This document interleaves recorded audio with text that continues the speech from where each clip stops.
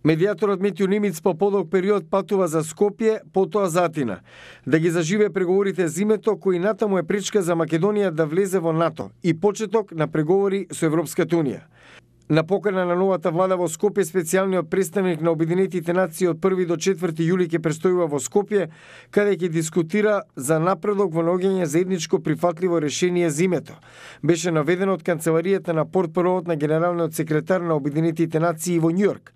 Во соопштението се додава дека на покана на Грција Нимиц очекува да замине потоа за Атина.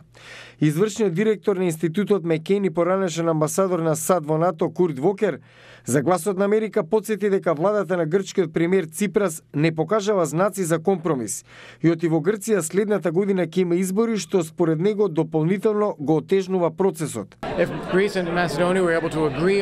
Грција и Македонија се согласат за нешто трето, не верувам дека другите би имале проблем со тоа. Според него прашањето за името треба да се реши со што ќе значи дополнително одвраќање од влијанието од Москва.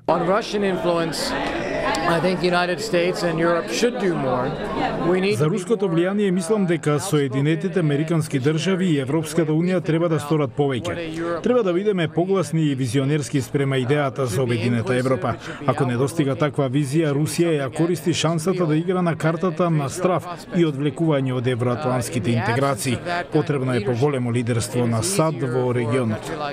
Џон Хербст, директор на Евроазискиот центар во Атлантскиот совет, коментира дека Македонија треба да бара решение за името со Грција, зашто нема скусен пат до НАТО.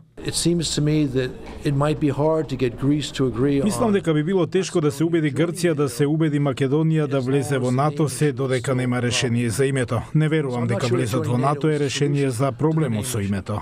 Евроатлантската интеграција нема алтернатива, но тоа е одлука на Македонија, заклучува Хербс. Не е прашање дали САД треба да се заложат Македонија да влезе во НАТО за да се намали руското влијание. Македонија треба да направи определба за својата иднина. Ако одлучи иднина во НАТО, треба да спроведе одредени критериуми, веројатно вклучувајќи го и решението со името.